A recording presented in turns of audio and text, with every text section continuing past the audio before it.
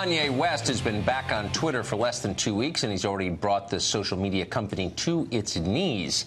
In an epic 4-day rampage through cyberspace, West has endorsed pundit Candace Owens, the pro-Trump pundit Candace Owens, shared videos by Scott Adams, posted a photograph of himself in a Make America Great Again hat, and earned 2 retweets from the President of the United States. Well, progressives are almost unconscious with rage. Rolling Stone magazine calls West's tweet, quote, a real threat.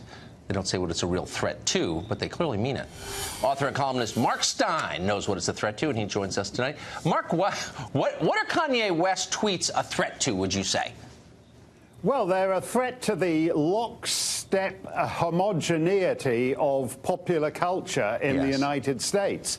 And to a certain extent, I'm not unsympathetic to that. You know, some people are mocking us conservatives because we're such Squaresville daddy-os that when some groovy hepcat that all the beatniks dig, like Kanye West, comes along, we all get so excited that, you know, we're thrilled that he's looking at us. We're the square, frumpy wallflower at the prom, and he's given us the eye. And to be honest, I quite like the fact that the right has been celebrated. I mean, I remember in the 2000 election going to the Republican convention and being given the folder showing which celebrities were supporting George W. Bush. And when I say folder, it was an attractive piece of letter-sized paper with 2 names on one side. There was Pat Boone and one of the Oak Ridge boys. I can't remember which Oak Ridge boy. I think there's 9 of them. 7 of them are Democrats, 1's a Green, but whichever Oak Ridge boy it was supporting George W. Bush.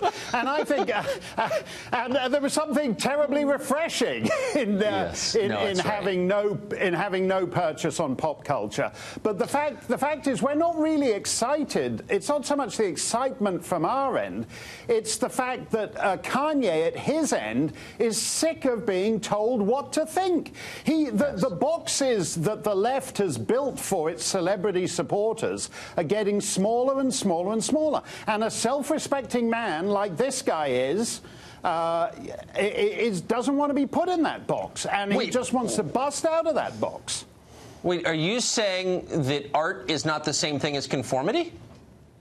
I am, and oddly enough, it's strange to me because art is they've always got on about how transgressive they are. We need transgressive artists to bust the bounds of this and bust the bounds of that, and then they demand that all the transgressive artists march in lockstep with the approved ideology. Now, I will say this, Tucker, that I think this is, in a way, a sort of obvious correction. Trump is a showbiz figure. He did beauty pageants and he did a reality show. He's on the Regis Philbin Christmas album, firing Blitzen and hiring Rudolph the Red-Nosed Reindeer.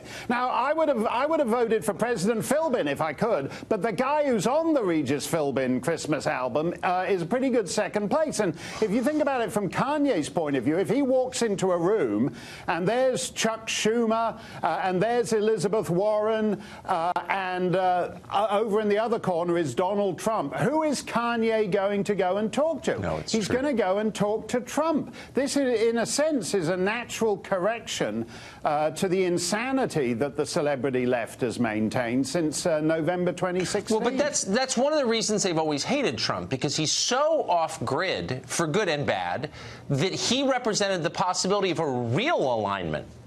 And they hate that. That's a threat to their business. And so that's why they shut down all dissent, or any affinity for him needs to be punished immediately, because otherwise this could happen. Yeah, and I think they understand. I mean, the Rolling Stone piece is interesting to me because the guy sounds as if he's really scared.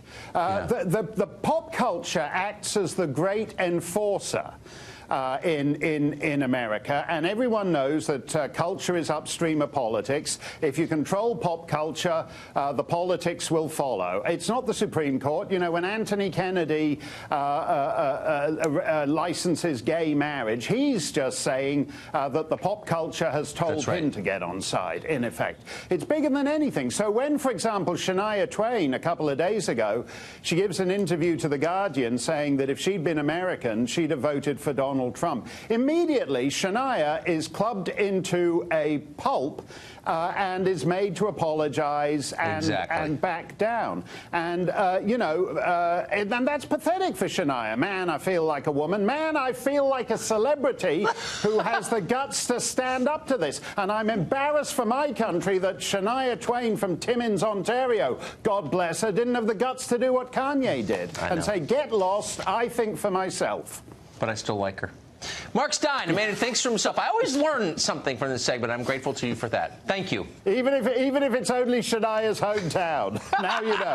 Which is good to know. See ya. Thanks, Tucker.